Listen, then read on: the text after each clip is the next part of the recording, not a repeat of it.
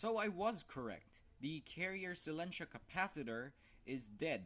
Literally nothing was coming out of these pins. But on first physical inspection, I noticed that the capacitor is literally bloated up here. This should be flat. Down here, this should be flat too. If your capacitor starts to wobble like that, then that's not normal. You gotta start replacing this capacitor. It's definitely just wobbling around. There was no reading coming out of these pins, so this was guaranteed broken. Look, it's leaked there too.